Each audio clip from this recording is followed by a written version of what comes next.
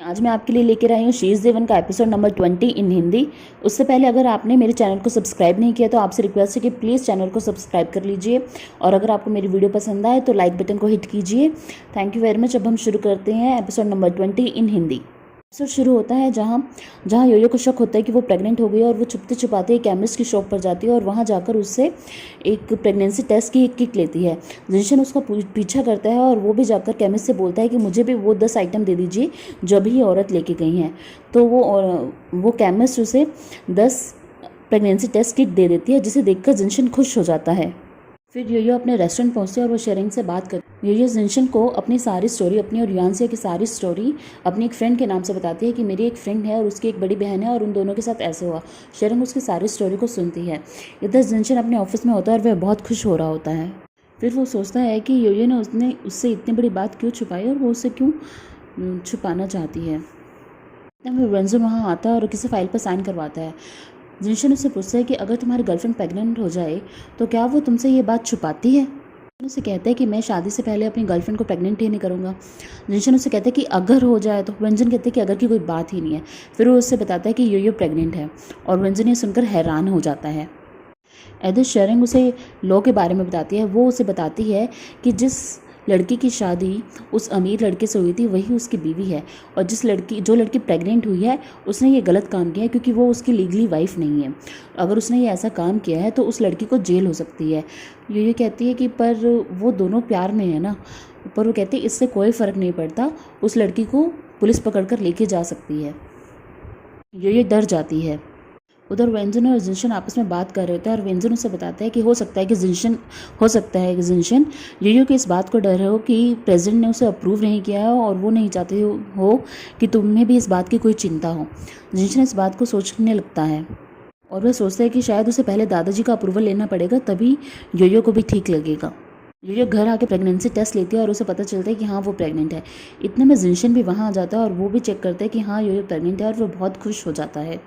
योयो से पूछते कि क्या मैं पापा बनने वाला हूँ। तो योयो कहते हैं कि हाँ शायद। फिर जिनशन योयो के पेट को प्यार से टच करता है और उसे कहता है कि मैं इसे बहुत प्यार दूंगा, चाहे ये लड़का हो चाहे ये लड़की हो। अगर ये लड़का हो तो मैं इसे फुटबॉल खिलाऊंगा और लड़की हुई तो मैं इसे खाना बनाना सिखाऊंगा ताकि वो तुम्हारी हेल्प कर सके। योयो उसे कहते हैं कि मुझे नहीं पता था कि तुम्हें बच्चे इतने पसंद हैं। जिनशन उसे कहता है कि हाँ मुझे इसलिए पसंद है क्योंकि ये हमारा बच्चा है। जिनशन योयो से कहता है कि चलो दादाजी से मिलने चले। तो योयो कहती है कि दादाजी से क्यों मिलने जाना है। जिनशन कहता है कि अब हम दोनों माँ बाप बनने वाले हैं तो हमें ये बात अपने दादाजी को बतानी पड़ेगी ताकि वो हमारे रिश्ते को भी अप्रूव कर दें। हमारे पेट में वेंस का बच्चा है तो उन्हें तो बताना पड़ेगा ना। यही कहते कि क्या हम ये सब जल्दी नहीं कर रहे हैं, हमने अब तक अच्छे से कंफर्म नहीं किया, अभी तो ये तो एक प्रेगनेंसी टेस्ट था, ये हो सकता है कि झूठ भी हो। जिनशन उसे कहता है कि चाहे जो भी हो हमें पहले अपनी दादाजी को बताना होगा और ये सारी मिसअंडरस्टैंडिंग को ख़त्म करना होगा। योयो उसे रोकती है पर जिनशन उसकी बात नहीं मानता है। वो उसकी एक्स्ट्रा केयर करते हुए उसे घर से बाहर लेके जाने लगता है अपनी गोद में उठाकर। तभी युआनसिया के पापा मम्मी वहाँ आ जाते हैं और वो आपस में लड़ रहे होते हैं। योयो की मम्मी उसे कहते हैं कि देखो मैं तुम्हारे पापा को पकड़ कर ले आई हूँ। योयो पूछती है मम्मी तुमने इन्हें ढूंढा कहाँ से। उसकी मम्मी कहती है कि मैंने अपनी जगह के सारी टी हाउसेस को सर्च किया और वहाँ मैंने इनसे ढूंढा। और उसके पापा बोलते हैं कि मैं बहुत ही सेफ़ प्लेस पे छुपा हुआ था, मैं अपने ही घर में छुपा हुआ था और मैंने लोगों को बोल दिया था कि मैं अब्रोड गया हूँ। उसकी मम्मी बोलती है कि तुम्हें किसने कहा है बोलने के, और वो उसका कान पकड़कर मरोड़ देती है। योयो की मम्मी कहती है कि चलो अब दादाजी के पास चलते हैं और इस एंगेजमेंट को तोड़ देते हैं। जिनशन उसे बताता है कि हम भी चाहते थे कि हम पहले एंगेजमेंट तोड़ दें और बाद में अपने रिलेशनशिप को मेंटेन करें, पर अब बात दूसरी है। अब बात ये है कि योयो प्रेग्नेंट है, जिसे सुनकर योयो के मम्मी पापा हैरान हो जाते हैं। योयो के पापा बहुत ज़्यादा खुश होते हैं और उसे कहते हैं ना ये हुई ना बात, बहुत ही जल्दी तुमने बहुत ही सही डिसीजन लिया है। अब देखो अब हम तुम्हारे एंगेजमेंट के बारे में कुछ कर भी नहीं सकते हैं, अब जो भी है सो वो बहुत सही है, अब हम तुम दोनों के लिए बहुत खुश हैं। जिनशन कहते हैं कि पहले मुझे ये बात अपने दादाजी से बतानी पड़ेगी और ये कहकर वो वहाँ से चले जाते हैं। जिनशन गाड़ी को बहुत ही ज़्यादा स्लो चलाता है ताकि वो योयो की केयर कर सके और योयो को कोई दिक्कत ना हो। जिनशन बहुत ज़्यादा ही स्लो गाड़ी चलाते हुए दादाजी के घर तक पहुँच जाता है। वो दोनों दादाजी से मिलते हैं और दादाजी जिनशन को कहते हैं कि तुमने इस लड़के को प्रेग्नेंट कर दिया। जिनशन कहते हैं कि हाँ हमें माफ़ कर दीजिए, हमने आपको हम दोनों के रिश्ते के बारे में सही से नहीं बताया, पर अब जो भी है अब से हो गया है, अब आप हम दोनों को एक्सेप्ट कर लीजिए, आप ही तो हमेशा से चाहते थे ना आपका एक पोता हो। उसके दादाजी खुश होकर कहते हैं कि अब अगर ये प्रेग्नेंट हो ही गई है तो हम एंगेजमेंट को मेंटेन रखते हैं, हम इस रिश्ते को नहीं तोड़ते हैं। ये कहते हैं कि नहीं नहीं ऐसी बात नहीं है, आप तो मुझे पसंद ही नहीं करते, हम इस रिश्ते को कैंसिल कर देते हैं। उसके दादाजी कहते कि मैं सारी बातों को भुला देता हूँ क्योंकि तुम मेरे पड़पोते को जन्म देने वाली हो। फिर दादाजी अपने घर के मेड को ऑर्डर देते हैं कि तुम जाओ सारी अच्छी से अच्छी न्यूट्रिशन चीज़ें लाकर यहाँ लाओ और योयो को पहुँचाओ क्योंकि वो प्रेग्नेंट है। फिर वो योयो को डांट लगाते हुए कहते हैं कि तुम देखो कितनी पतली हो गई हो, तुम मेरे पड़पोते को अच्छे से कैसे रख पाओगी, तुम अपना पूरा ध्यान रखो, अब दोपहर हो गई है, जाकर रेस्ट करो, तुम्हें ज़रूरत है। फिर जिनशन और योयो वहाँ से चले जाते हैं। दादाजी जिनशन और योयो के लिए एक बड़ी सी कार भिजवाते हैं जिसमें योयो को कोई दिक्कत ना हो। फिर जिनशन से कहता है कि देखा दादाजी कितने सॉफ्ट हार्टेड है, मुझे पता था कि जब वो अपने पड़पोते की बात सुनेंगे तो वो खुश हो जाएंगे और हमारे रिश्ते को मेंटेन रखेंगे। फिर जिनशन और योयो घर पहुंचते हैं जहाँ पर शरंग और व्यंजन ऑलरेडी मौजूद होते हैं और जिनशन ने बहुत ही सारे खिलौने अपने बच्चे के लिए पहले से मंगवाए होते हैं। शरंग जिसे देखकर बहुत खुश होती है। इधर युआनसिया भी एक रिपोर्ट पढ़ रही होती है और वो सोच रही होती है कि जब वेनलंगिया ने उसे कहा था कि हम दोनों सेटल हो जाएंगे पर उससे पहले मुझे तुमसे दो सुंदर सुंदर बच्चे चाहिए। और युआनसिया मुस्कुराने लगती है और वो सोचती है कि मुझे ये बात वेनलंगिया को बतानी चाहिए। उधर व्यंजन, शरंग, जिनशन और योयो आपस में डिनर कर रहे होते हैं। व्यंजन जिनशन से पूछता है कि क्या आपने बच्चे का नाम सोच लिया है। जिनशन कहता है कि हाँ मैंने पहले ही सोच लिया था, मेरा नाम है सन और योयो का नाम है मून, तो हमने अपने दोनों के बच्चे का नाम सोचा है रिया। तो जिसे सुनकर व्यंजन हैरान हो जाता है और व्यंजन उसे कहते हैं कि क्या आपने बच्चे का नाम सच में रिया रखना चाहते हो। तो योयो और शरंग भी कहते हैं कि नाम तो अच्छा है, इसमें क्या है। योयो को खाना खाते अचानक से ही पेट में दर्द होने लगता है तो वो वॉशरूम जाती है और वॉशरूम से आती है और वो जिनशन को बताती है कि मैं पीरियड्स हो गई हूँ, तो इसका मतलब है कि अब मैं माँ नहीं बन सकती। जिनशन हैरान हो जाता है। फिर योयो जिनशन से कहते हैं कि हम अपनी ये बात दादाजी को कैसे बताएंगे। हमें लगता है कि जो हमने टेस्टिंग किट यूज़ की थी वो एक्सपायर हो चुकी थी और उसने अपना गलत रिजल्ट बताया था। जिनशन कहता है कि दादाजी ये बात बिल्कुल भी टॉलरेट नहीं कर पाएंगे कि हमने इतनी बड़ी गलती कर दी है और उन्हें इतना बड़ा झूठ बोला है। जिनशन योयो उसे कहती है कि अब हम क्या करें, मैं तो अभी इतनी जल्दी प्रेग्नेंट भी नहीं हो पाऊँगी, अभी थोड़ा टाइम लग जाएगा। जिनशन कहता है कि ये बहुत अच्छा आइडिया है, मैं तुम्हारी इतनी केयर करता हूँ कि तुम जल्दी से प्रेग्नेंट हो जाओ। फिर वो उसे अलग अलग तरह के सूप बनाता है और उसकी एक अच्छी डाइट बनाता है जिससे वो जल्दी से प्रेग्नेंट हो जाए। और फिर वो अपने कमरे में अपनी ही फ़ोटो लगा देता है ताकि उन्हें जल्दी से एक लड़का हो जाए जिसे देखकर दादाजी खुश हो जाएं। अगली सुबह जिनशन योयो को उठाता है और उसे दिखाता है कि देखो ये कार्ड, हम दोनों आज ही शादी कर रहे हैं। योयो ये देखकर हैरान हो जाती है और पूछती है कि ये क्या कर रहे हो। जिनशन कहते हैं कि हमें अपने रिश्ते को मजबूत करना चाहिए और आज ही सेंट्रल ब्लू में जाकर शादी को रजिस्टर करवा लेना चाहिए। योयो से कहते हैं कि शादी कोई ऐसी वैसी चीज़ नहीं है, हमें किसी अच्छे दिन शादी करनी चाहिए।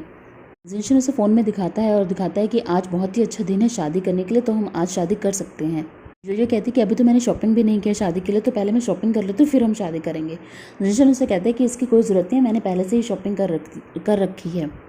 जिनशन और योयो रजिस्ट्रार में जाकर अपनी शादी को रजिस्टर करवाने ही वाले होते हैं और योयो सोचती है कि ये तो बहुत ही मुश्किल टाइम है क्योंकि उसने अभी तक जिनशन को नहीं बताया हुआ था कि वो युआनसिया नहीं है, वो युआन योयो है और अगर वो उससे शादी कर लेगी तो हमेशा जिनशन को लगेगा कि उसकी शादी युआनसिया से हुई थी पर वो युआन योयो है।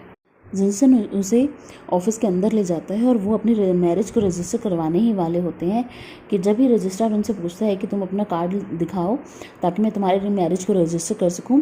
युआन योयो उसे अपना कार्ड देने से मना कर देती है और वो कहती है कि मैं अभी ये शादी नहीं करना चाहती और जिनशन को लेकर वापस आ जाती है। योयो जिनशन से कहते हैं कि तुम्हें पता भी है मैं कौन हूँ। तो जिनशन उसे कहते हैं कि अब ये मत कहना कि तुम मेरे दूर की कोई बहन हो।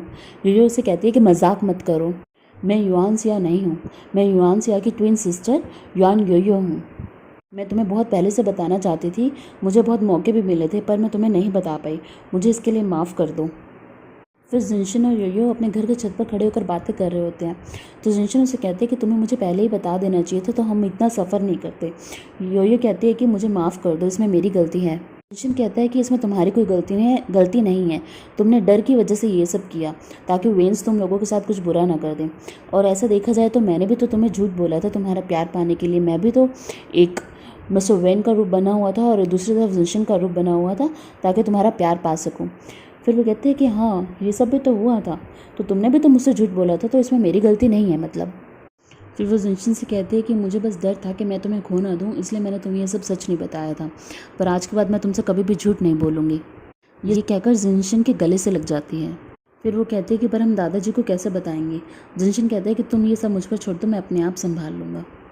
फिर जिनशन अपने भाई वैन लेंगे से मिलता है और वो उसे बताता है कि योयो ने उसे सारी सच्चाई बता दी है, तो अब उसका क्या प्लान है। वैन लेंगे कहते हैं कि मैंने सोचा कि मैं थोड़े दिनों में ये सिटी को छोड़ दूंगा।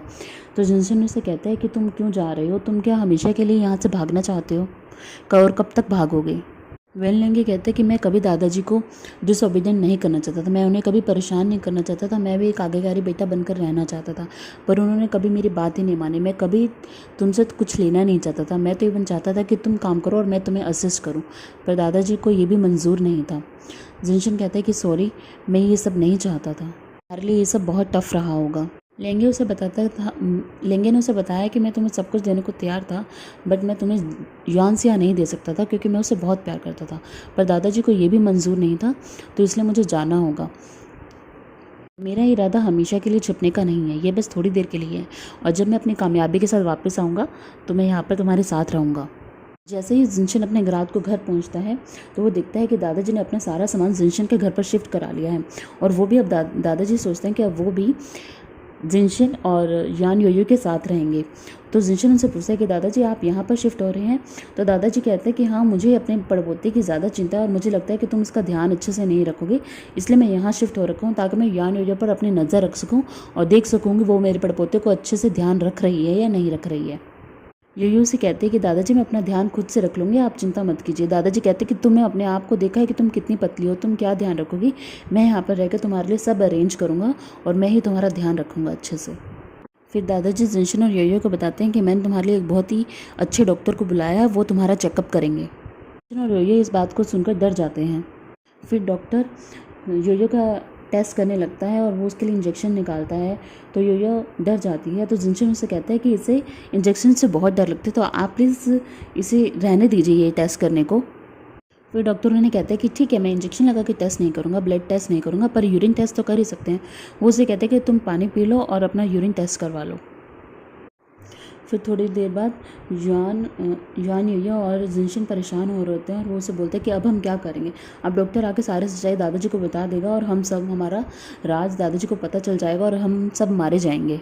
इतने में डॉक्टर वहाँ आ जाता है और वो उसे बताने ही वाला होता है कि इतने में योयो उसे कहते हैं कि डॉक्टर हमें जानने की कोई जल्दी नहीं है, आप रहने दीजिए। और योयो आके डॉक्टर को कहता है कि डॉक्टर मैं आपको बताता हूँ कि आपको दादाजी को क्या कहना है, और वो डॉक्टर की पॉकेट में पैसों का एक एनवलप रख देता है और वो डॉक्टर से कहता है कि आपको दादाजी को यही बताना है। तो डॉक्टर से कहता है कि हाँ मैं यही तो बताने वाला था। ये कहते हैं कि हाँ आप मेरी बात बहुत अच्छे से समझ गए हैं, आपको अब यही बात दादाजी को बतानी है। इतने में दादाजी वहाँ आ जाते हैं और वो डॉक्टर दादाजी को बताता है कि योयो बिल्कुल सही है और योयो प्रेग्नेंट है और आपका पड़पोता जल्दी ही आ जाएगा। फिर जिनशन और योयो रात को सोने के लिए एक साथ बेड पर लेट जाते हैं और वो सोचते हैं कि चलो दादाजी यहाँ तो हमें परेशान नहीं करेंगे, हमें कम से कम ये तो सुकून है।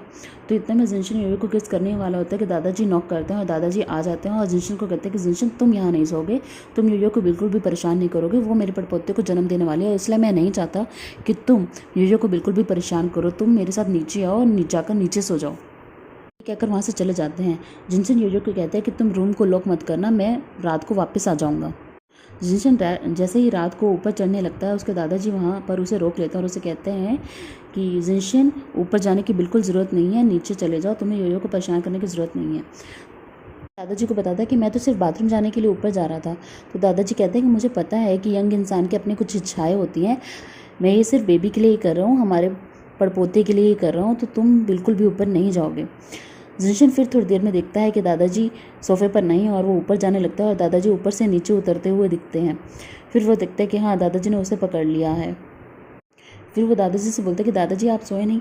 दादाजी कहते हैं कि बूढ़े लोगों को कम ही नींद आती है, पर तुम ऊपर जाने की कोशिश कर रहे थे। फिर जिनशन कहता है कि छोड़ो उसे, मैं अब छोड़ ही देता हूँ ऊपर जाने के लिए, मैं नीचे जाकर ही सो जाता हूँ। और इतने में एपिसोड ख़त्म हो जाता है। दोस्तों अगर आपको मेरी वीडियो पसंद आई हो तो प्लीज़ इसे लाइक कीजिएगा और मेरे चैनल को सब्सक्राइब कीजिएगा। Thank you very much.